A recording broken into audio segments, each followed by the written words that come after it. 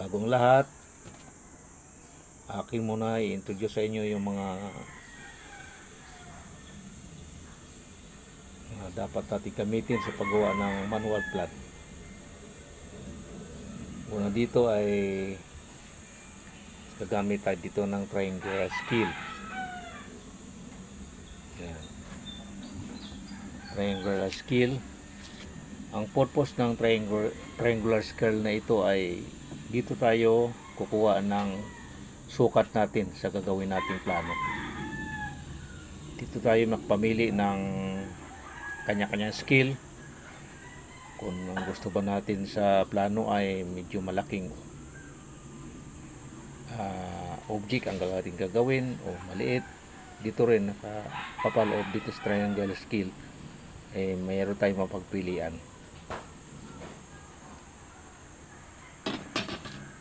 Pangalawa, ito ang tawag natin as T-square. Yan. Ito ginagamit ito sa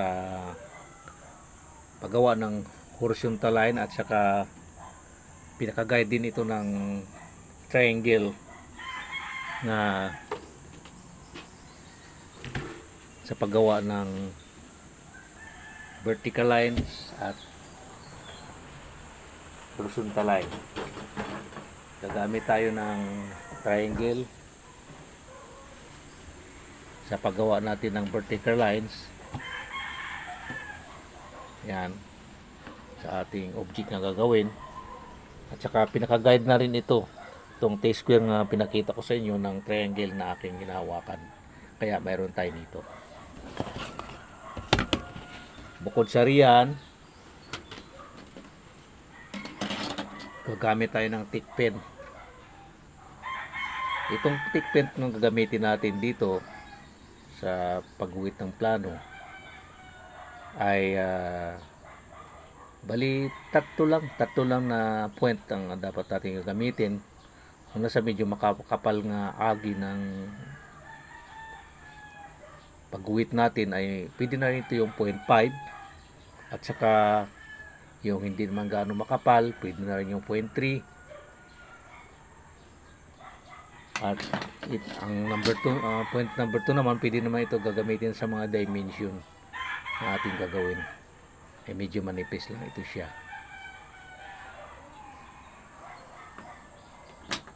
Siyempre gagamit tayo din ng technical pencil o mechanical pencil.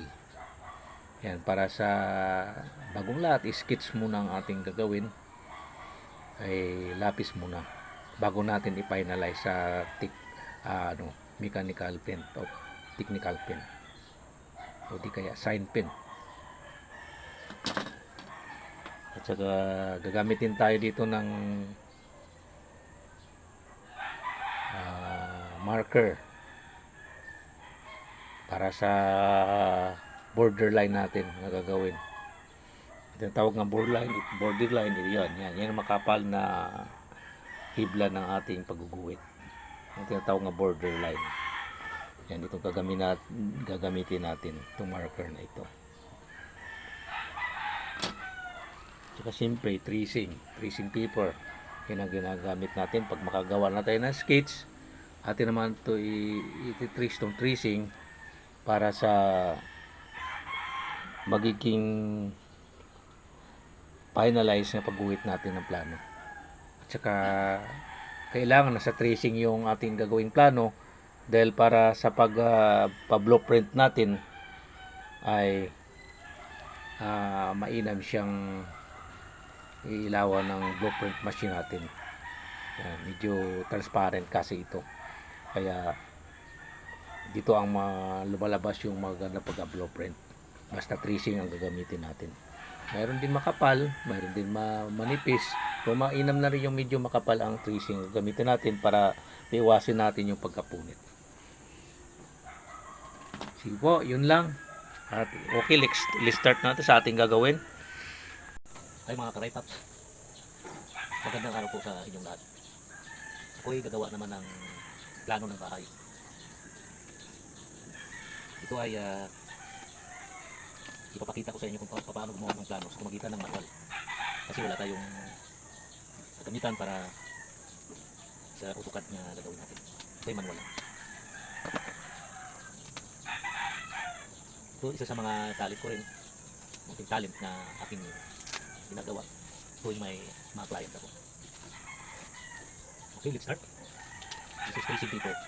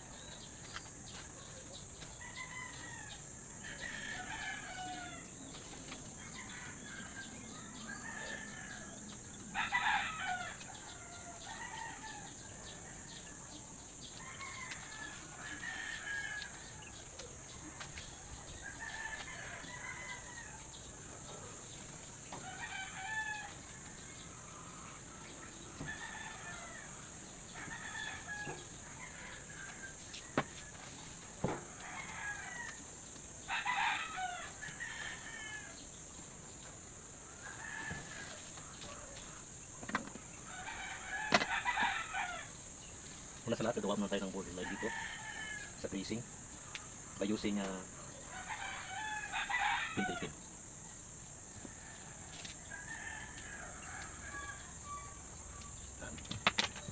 A square.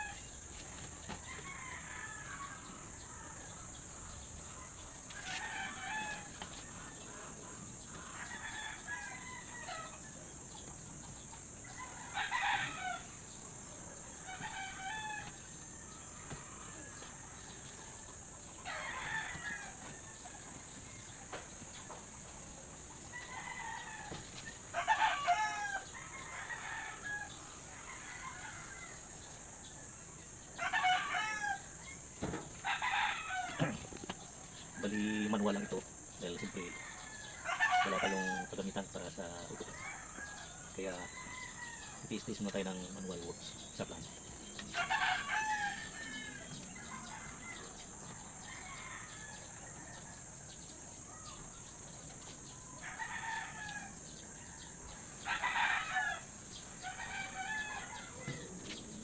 Medyo hindi ko kasing bilis ng AutoCAD, siyempre manual lang. Kaya medyo may katagalan ito bago matapos.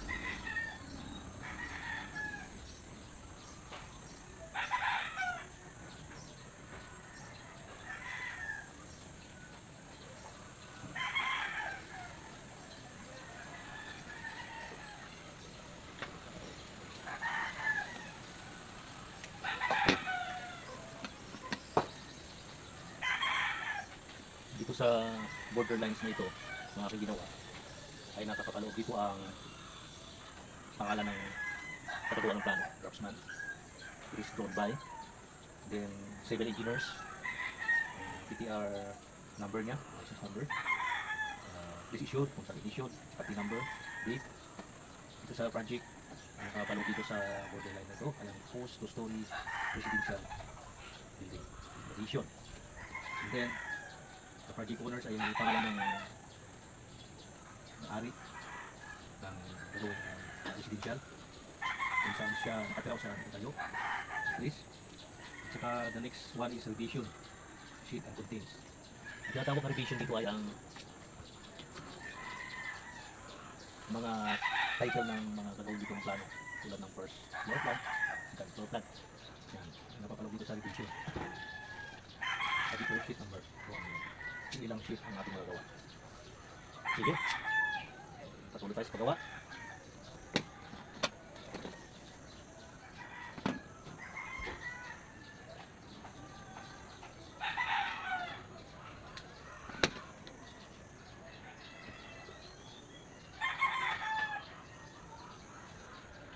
Gamit na tayo ng sign pin kasi pag technical sim medyo kamahalan kaya medyo hindi masyado natin afford hindi na ito.